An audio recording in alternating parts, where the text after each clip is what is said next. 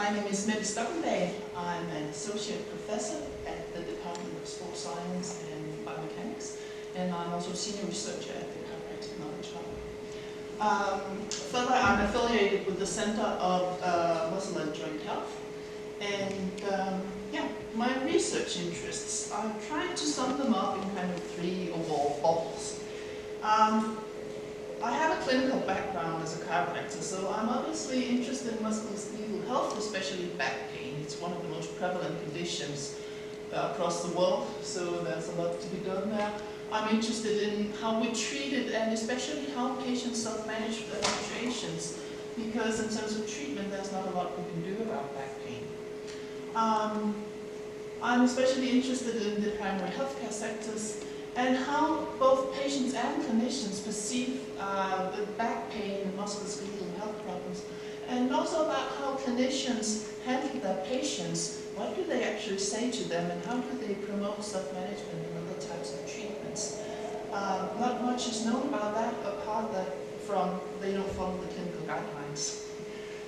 No surprise there.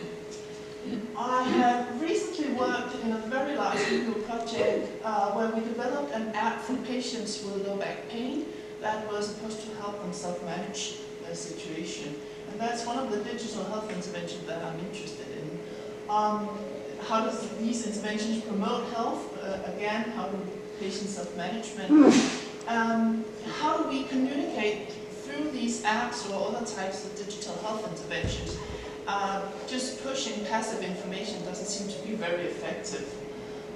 We used artificial intelligence to tailor the information and advice and the treatment to the individual patient. It seems to be more effective than just pushing it passively. So I have some experience with that.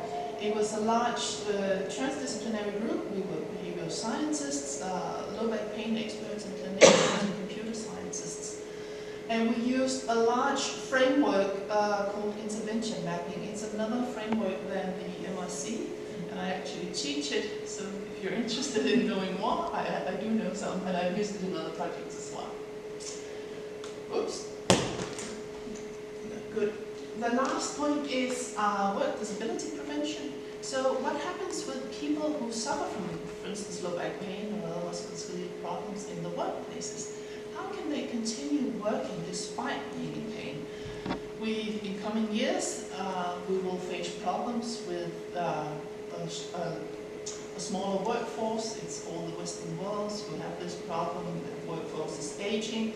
We will have more diseases and conditions. So how can we continue to support the societies and everybody in it when we are in pain?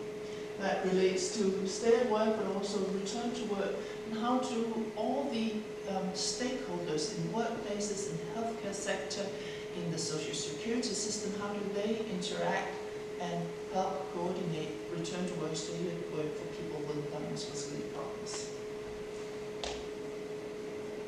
Right. So what I'm looking for, the skills and expertise, and perhaps some of you, people who knows about behavioral change theories and techniques, because we need to use that whenever we want to push, for instance, change behaviors of clinicians. We need to know what they're actually doing and how they can do it even better, but also how can patients improve in their lives. If anybody knows about micro-RCT or other methods to test BCTs, I'm very interested in knowing more about that. Working with artificial intelligence, that's absolutely not my area of expertise, so those of you who have experience with computer engineering, app development, big data sets, and how to handle big data sets, that would be great. And then finally, communication, human interactions, and dialogue. Again, these are things that we know are vital when we manage patients in the healthcare sectors. Many are not very good at it. I'm one of them. So if you have expertise in those areas, I would look forward to some kind of collaboration. Yeah, those